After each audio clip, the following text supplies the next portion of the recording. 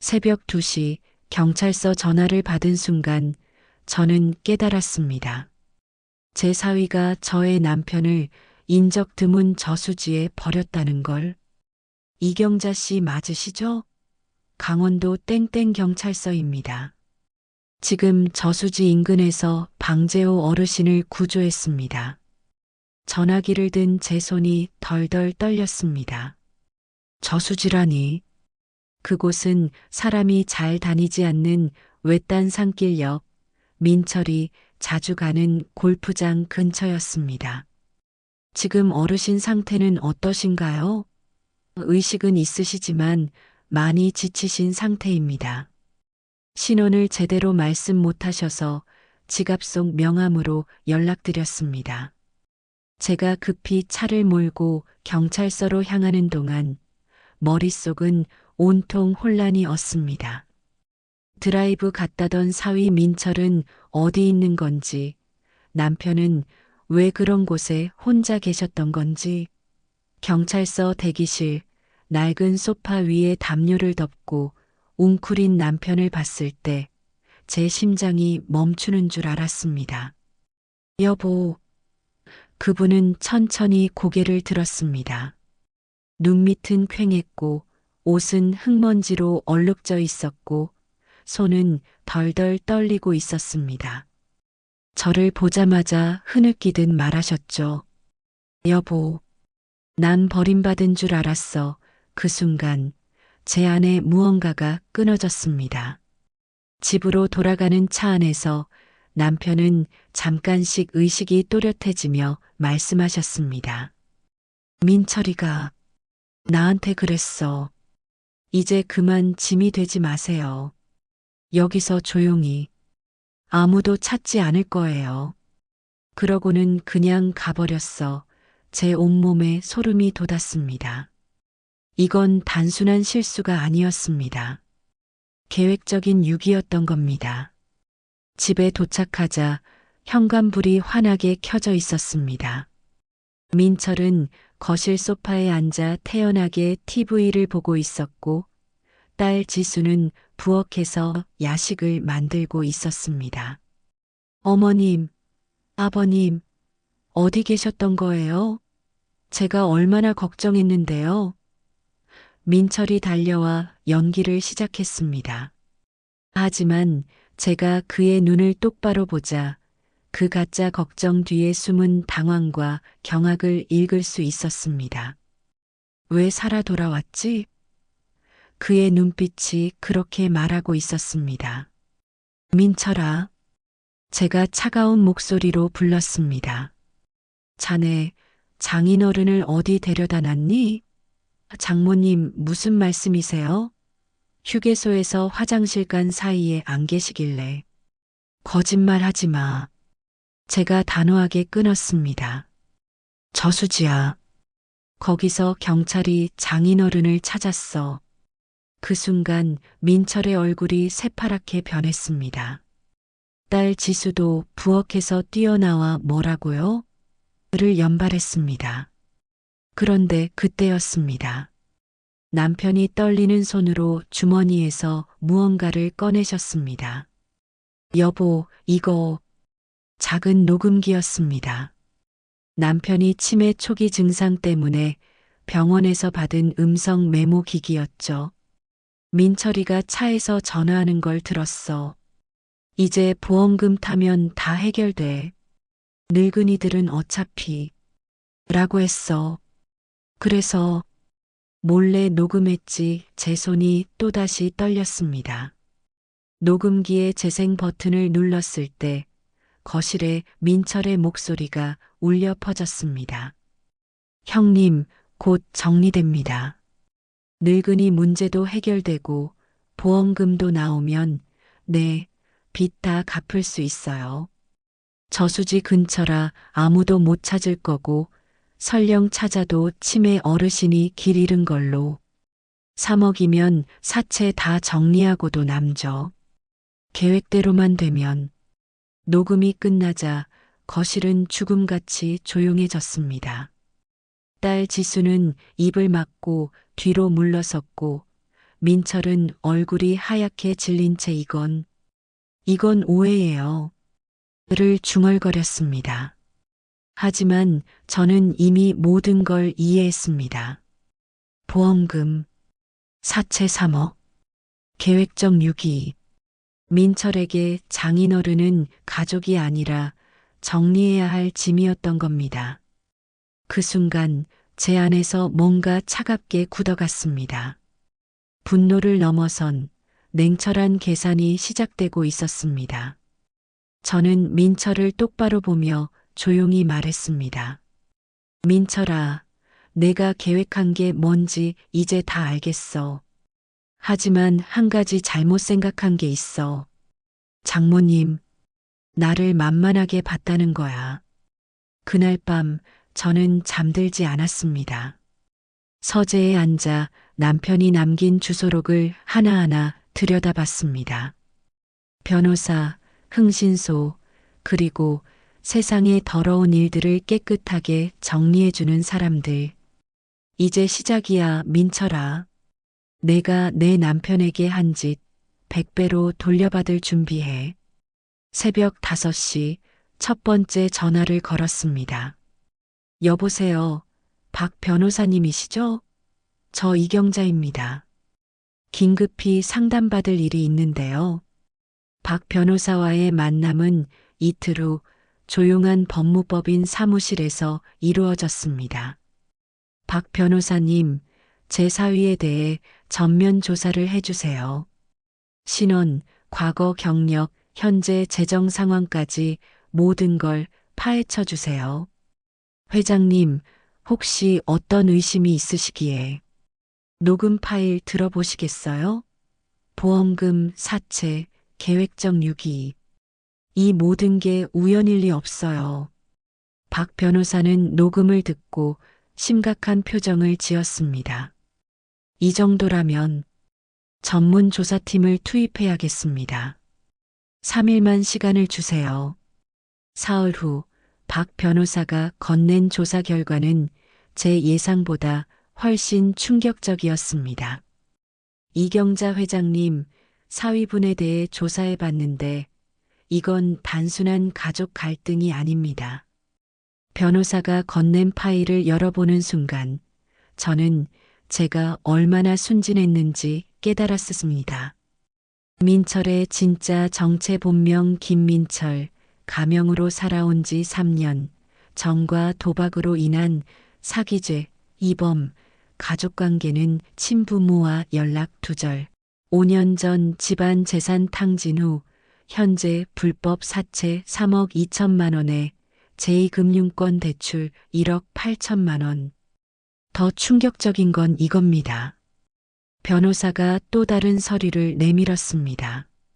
장인어른의 생명보험 수익자가 3개월 전에 민철 씨로 변경되었습니다.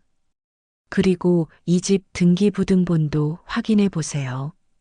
서류를 보는 순간 온몸에 소름이 돋았습니다.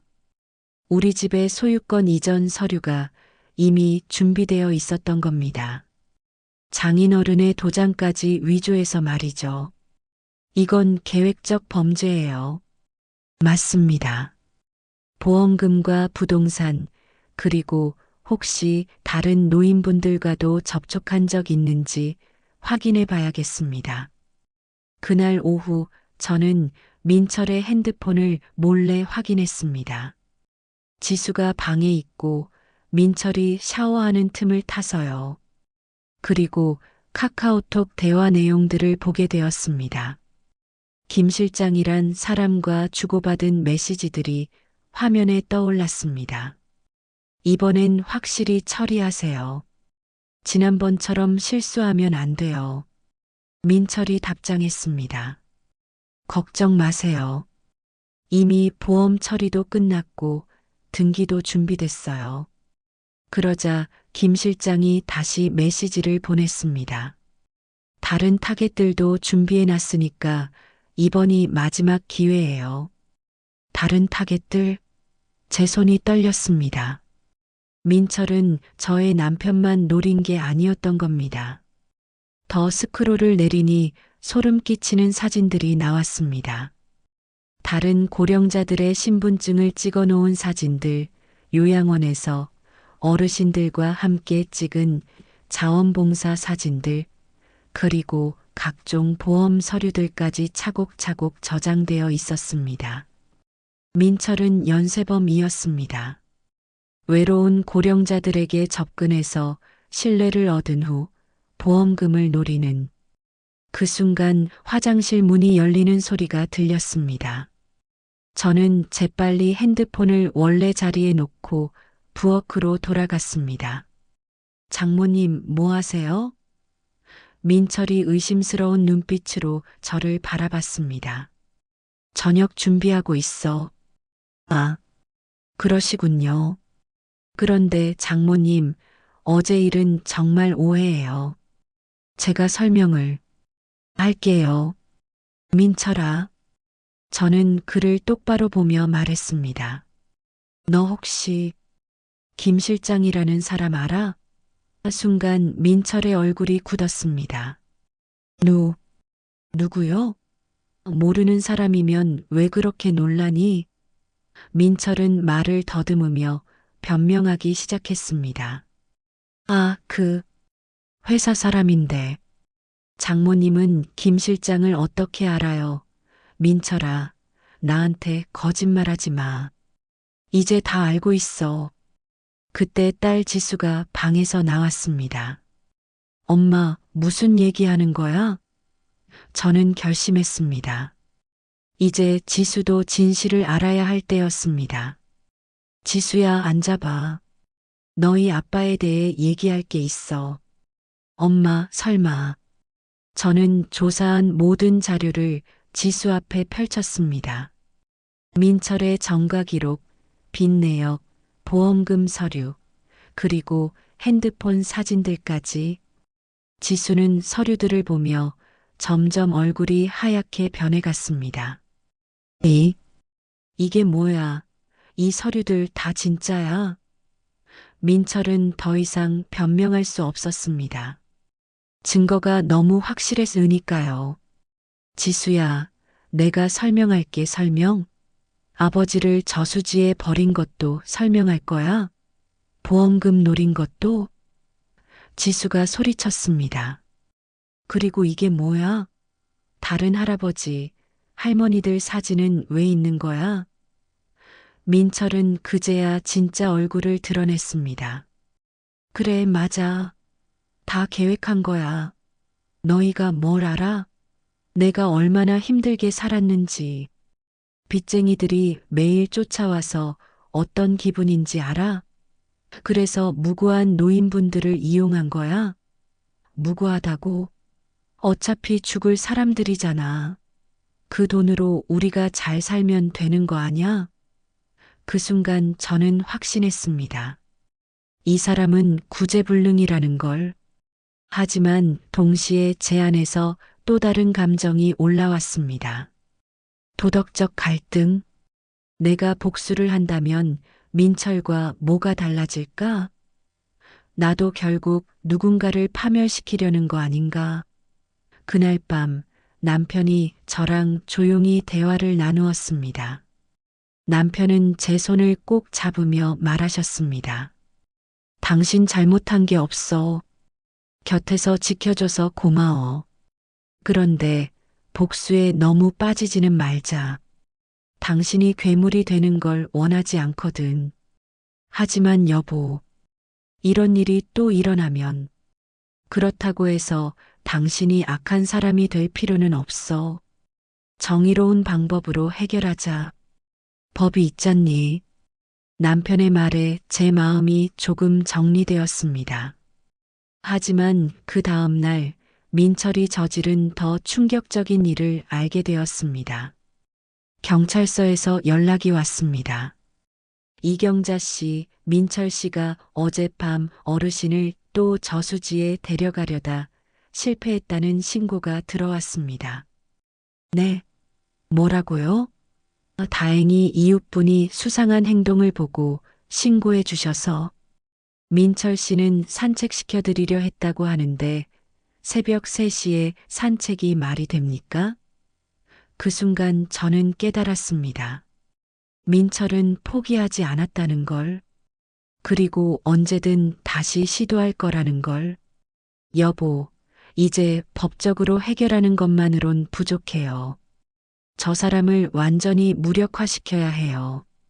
제 안의 갈등은 그렇게 정리되었습니다. 이건 복수가 아니라 생존이었습니다.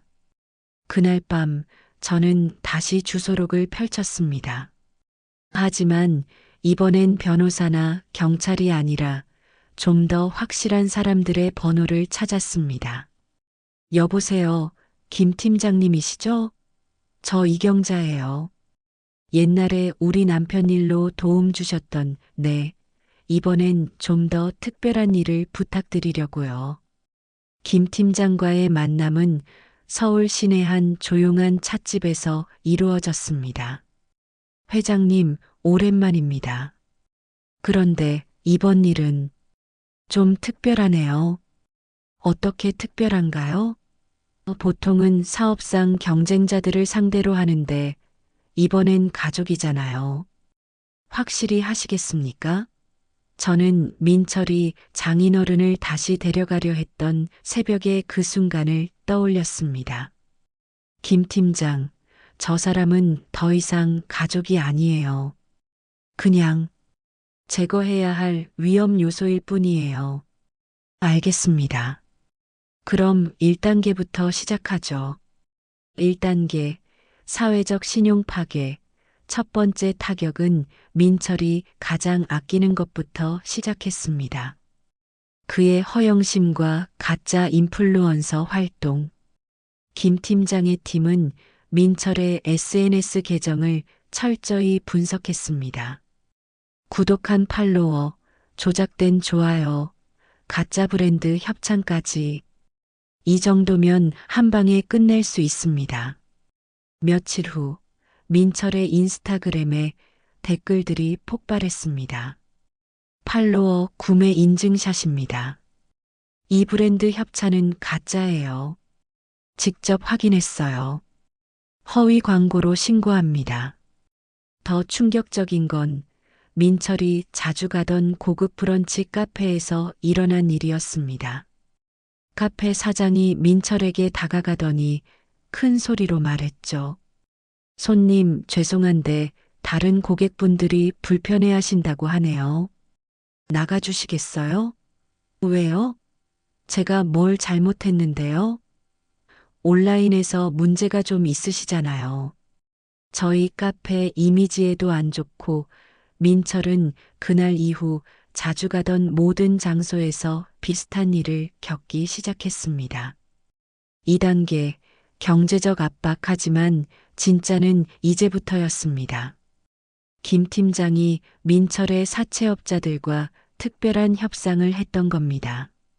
김 실장님, 민철이란 녀석 빚 언제까지 받으실 거예요? 왜요? 저희가 더 확실한 방법으로 받아들일게요. 대신 조건이 있어요. 며칠 후 민철에게 사채업자들의 독촉이 몰아쳤습니다. 하지만 이상한 건 그들의 요구였습니다.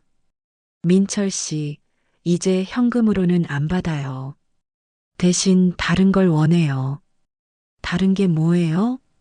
그동안 속인 할아버지, 할머니들한테 직접 사과하는 영상 찍어서 올리세요. 네. 그리고 당신이 사기꾼이라는 걸 인정하는 자백서도 써야 해요.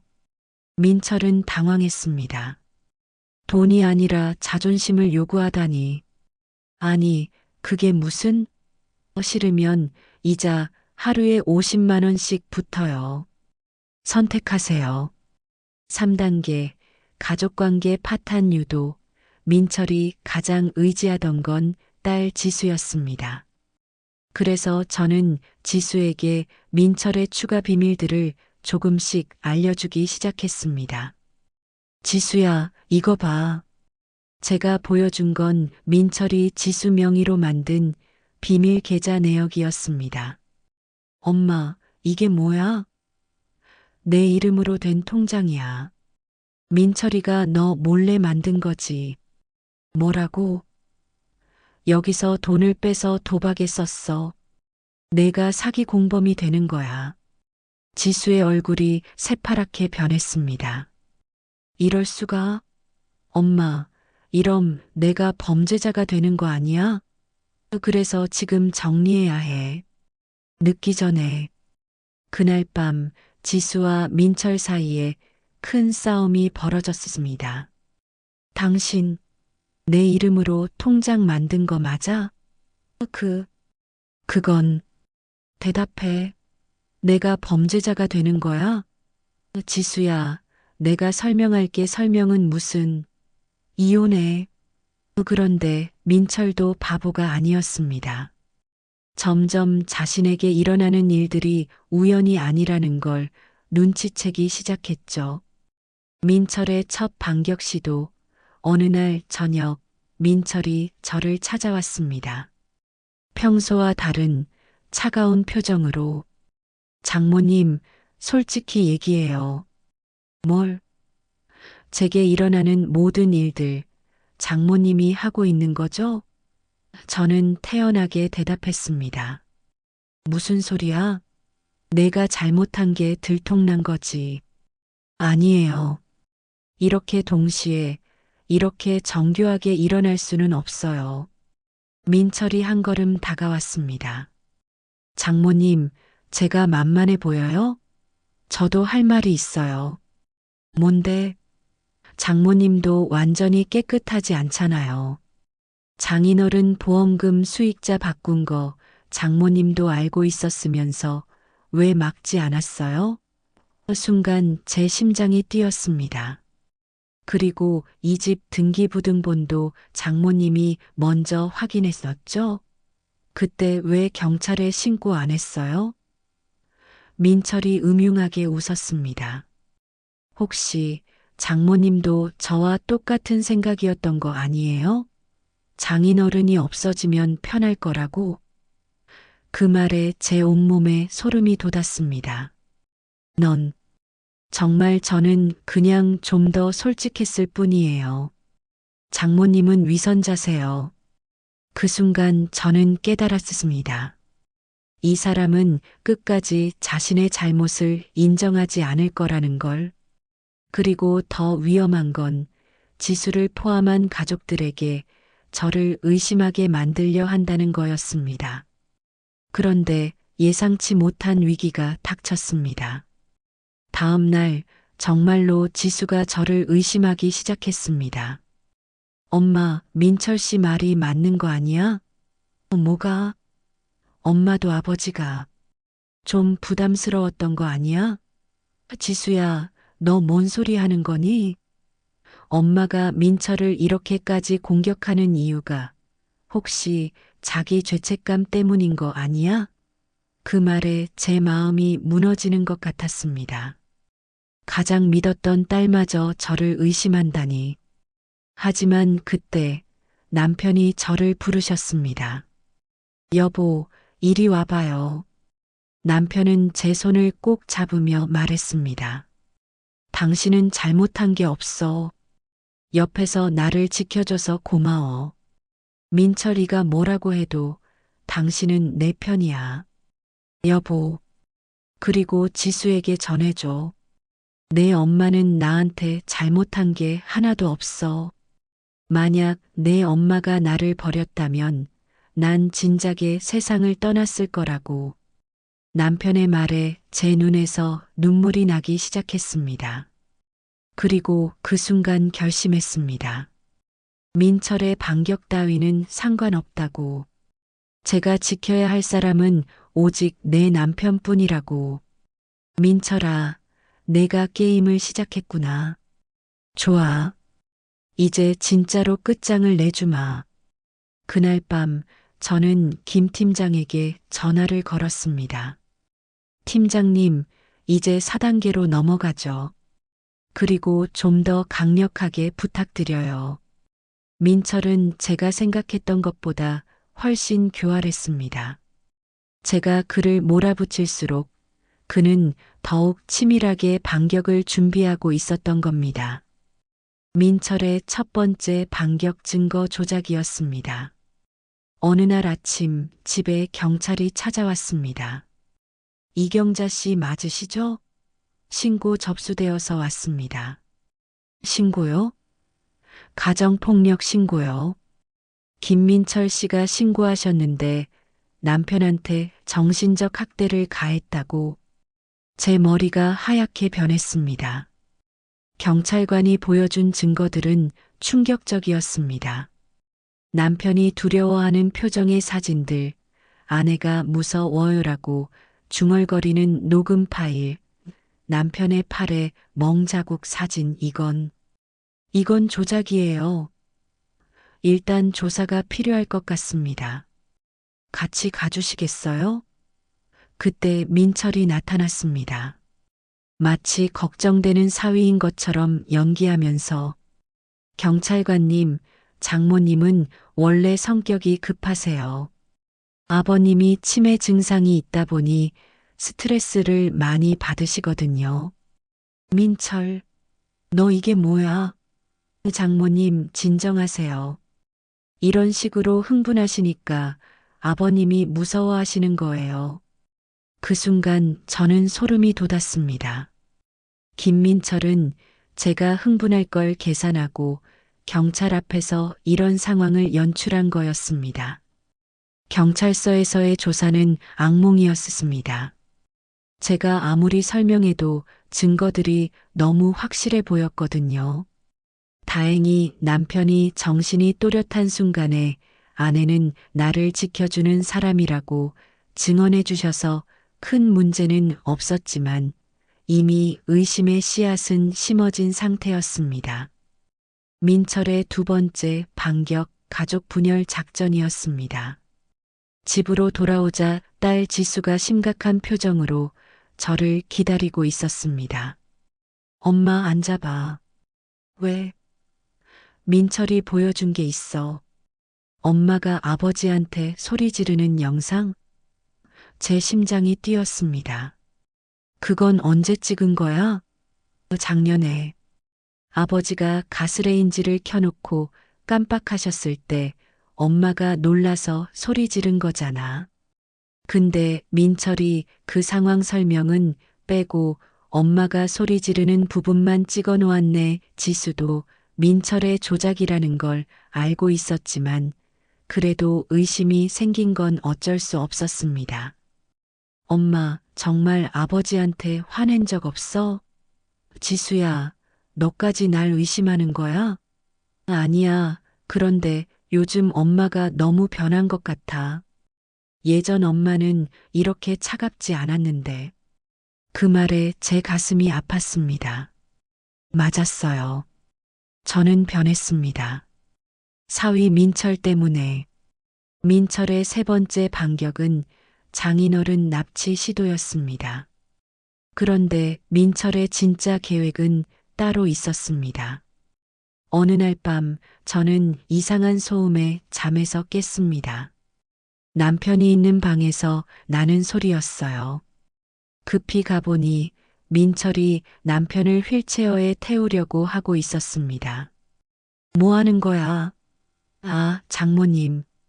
아버님이 병원에 가고 싶다고 하셔서 새벽 3시에 남편은 겁에 질린 채로 제게 손을 뻗었습니다. 여보, 무서워. 괜찮아요. 내가 여기 있어요. 민철이 말했습니다. 장모님, 아버님 상태가 많이 안 좋아지셨어요. 전문 요양병원에 보내는 게 좋을 것 같아요. 닥쳐. 너 지금 또 장이 어르신을 어디 데려가려는 거지? 정신병원이에요. 아버님이 자꾸 이상한 소리 하시고 장모님을 무서워하신다고. 그때 저는 깨달았습니다. 민철의 최종 목표가 뭔지. 남편을 정신병원에 강제 입원시키고 저는 가정폭력으로 몰아서 결국 이 집을 완전히 차지하려는 거였습니다. 민철아, 너 정말. 그런데 그때 예상치 못한 일이 일어났습니다.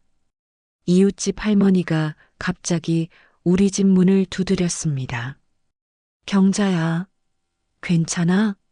어머니, 아까부터 이상한 소리가 나서 혹시 무슨 일 있는 거 아니야? 이웃 할머니는 민철을 보더니 인상을 찌푸렸습니다.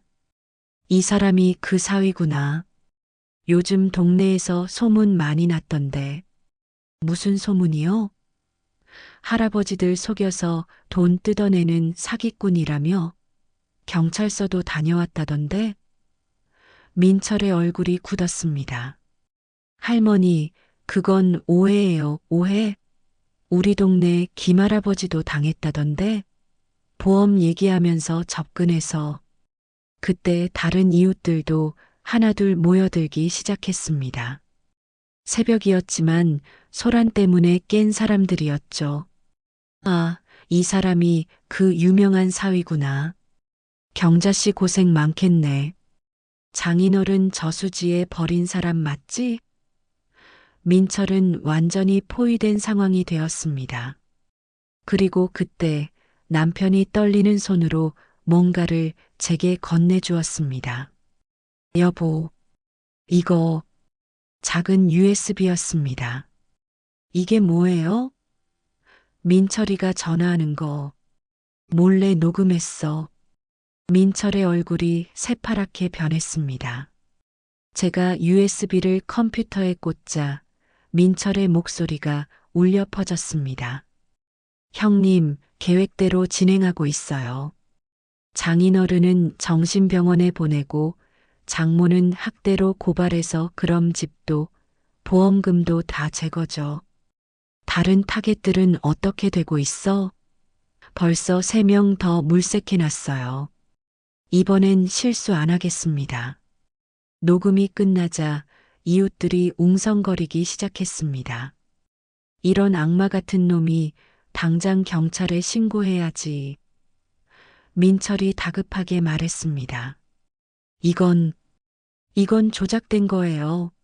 아버님이 치매라서 하지만 이미 늦었습니다. 이웃 중 한 분이 이미 경찰에 신고 전화를 걸고 있었거든요. 여보세요, 경찰서죠? 지금 사기범이 또 범죄를 저지르려고 합니다. 경찰이 오기 전까지 20분 정도의 시간이 있었습니다. 민철은 그 시간 동안 정말로 발악했습니다. 장모님, 이제 그만해요. 제가 모든 걸 잃는다면 당신들도 함께 잃어야 해요. 민철이 갑자기 부엌으로 뛰어가더니 가스레인지를 켰습니다. 다 같이 죽어요. 이웃들이 비명을 지르고 저는 재빨리 남편을 안전한 곳으로 피했습니다. 하지만 민철의 마지막 발악도 오래가지 못했습니다. 이웃 중 힘센 젊은 남자분이 민철을 제압했거든요. 이런 미친놈, 가만히 있어. 마침내 경찰이 도착했고 민철은 현행범으로 체포되었습니다. 그 순간 저는 눈물이 나기 시작했습니다. 분노도 복수심도 아닌 그냥 안도감이었어요. 끝났구나. 드디어 끝났어 하지만 진짜 끝은 아니었습니다. 민철이 체포된 후 경찰 조사에서 더 많은 진실들이 밝혀졌거든요. 이경자 씨, 김민철의 휴대폰과 컴퓨터에서 추가 증거들이 나왔습니다. 경찰이 보여준 자료는 충격적이었습니다. 민철이 속인 고령자 피해자가 총 8명이나 되었고 이미 3명으로부터는 보험금을 받아냈던 상황이었습니다. 피해 금액만 12억 원이 넘습니다. 이 정도면 연쇄 사기범이죠. 검찰은 민철을 구속 기소하기로 결정했고 동시에 민철과 연결된 김 실장이라는 사채업자도 체포되었습니다. 회장님, 재판에서 증언을 해주셔야 합니다. 박 변호사가 저에게 설명했습니다. 피해자 가족으로서의 증언이 필요하고 특히 남편분의 상태를 가장 잘 아시는 분이니까요. 저는 재판 준비를 하면서 지난 몇 달을 되돌아봤습니다. 분노로 시작된 복수가 이제는 정의를 위한 싸움이 되어 있었어요. 이제 남은 건 진짜 정의를 실현하는 일이었으니까요. 6개월 후 법정에서 마주한 민철은 완전히 다른 사람이 되어 있었습니다. 수척해진 얼굴, 떨리는 손, 그리고 더 이상 교활하지도 오만하지도 않은 눈빛. 피고인 김민철, 일어서십시오. 판사의 엄숙한 목소리가 법정에 울려 퍼졌습니다.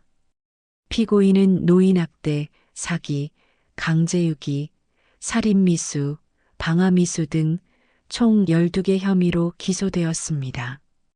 검사가 최종 구형량을 말했을 때 법정 안이 숨죽였습니다.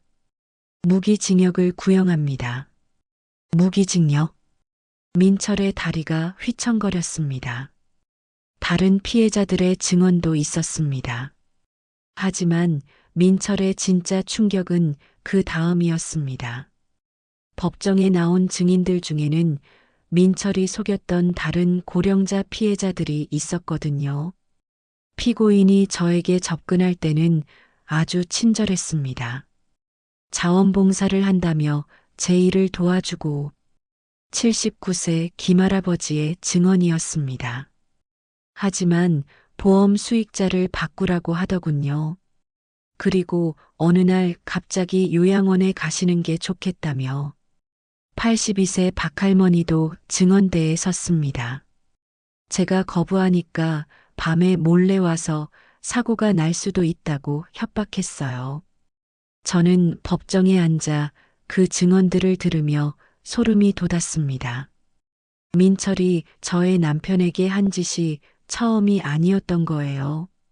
그는 이미 5명의 고령자를 농락했고 3명으로부터는 실제로 보험금을 빼앗았던 겁니다.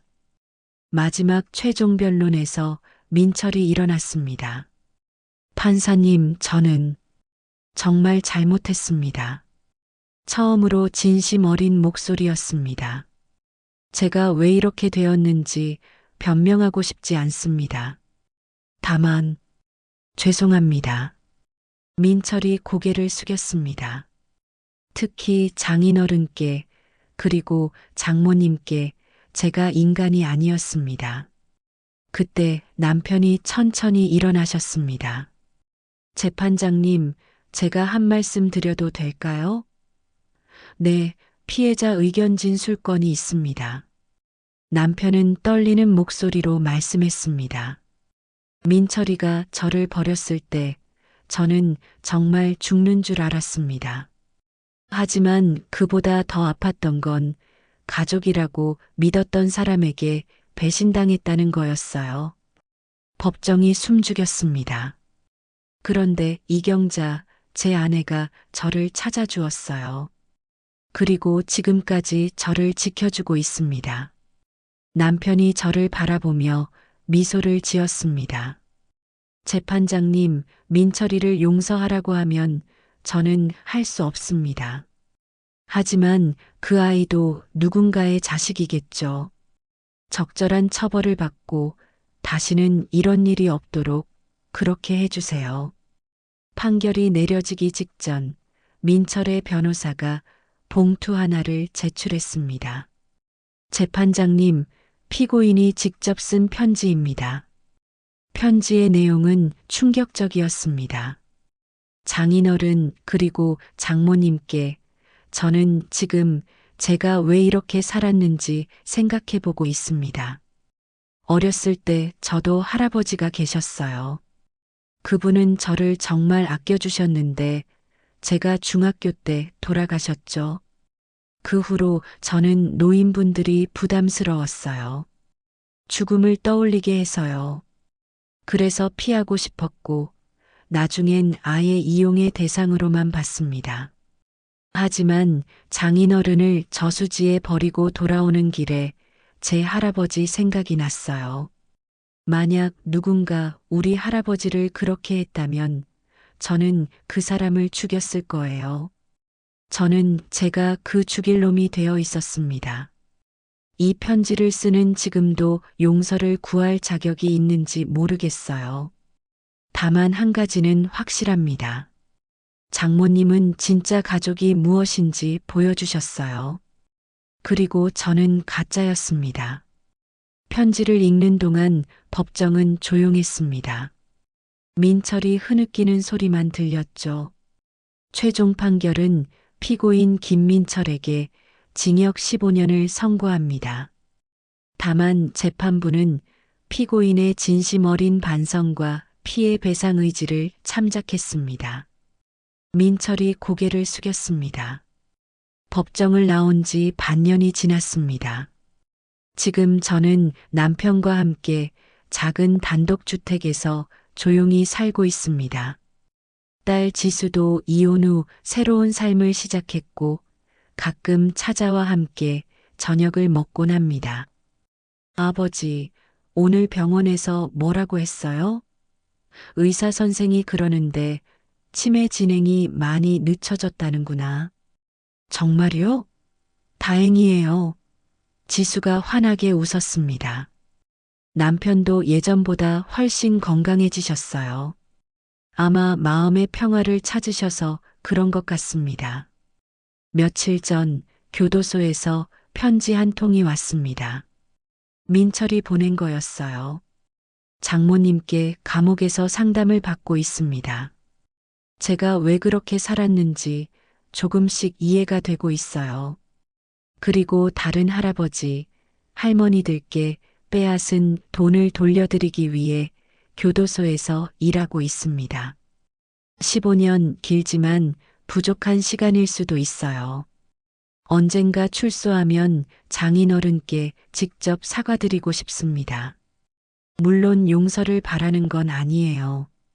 그냥 제가 진짜 사람이 되었다는 걸 보여드리고 싶어요. 장모님, 진짜 가족이 무엇인지 가르쳐 주셔서 감사합니다. 편지를 읽고 저는 복잡한 마음이 들었습니다. 남편한테 편지를 보여주자 남편은 오랫동안 생각하더니 말했어요. 여보, 사람은 변할 수 있는 거 맞지? 그러겠죠, 그럼. 민철이도 진짜로 변할 수 있을까? 잘 모르겠어요. 하지만 기회는 줘야겠죠. 남편이 미소를 지었습니다. 그래. 우리도 한 번 더 기회를 주자. 하지만 이번엔 믿되 의심하면서. 지금 저는 이 이야기를 쓰면서 생각합니다. 복수는 끝났지만 진짜 이야기는 이제 시작인 것 같아요. 가족이란 피보다는 마음이고 신뢰보다는 지킴이며 사랑보다는 책임인 것 같습니다. 민철이 정말로 변했는지는 15년 후에나 알 수 있겠죠. 하지만 한 가지는 확실합니다. 가족이란 지킬 존재지 이용할 존재가 아니라는 것. 그리고 진짜 사랑은 때로는 용서가 아니라 단호한 보호라는 것. 저는 앞으로도 남편을 지킬 겁니다. 딸 지수와도 다시 진짜 가족이 될 겁니다.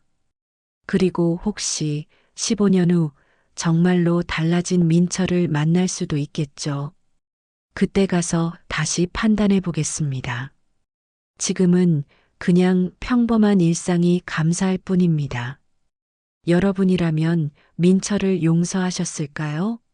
아니면 끝까지 벌을 받게 하셨을까요? 그리고 진짜 가족의 의미는 무엇이라고 생각하시나요? 댓글로 여러분의 생각을 들려주세요. 다음 영상에서도 더 좋은 이야기로 찾아뵙겠습니다. 구독과 좋아요, 알림 설정 부탁드립니다.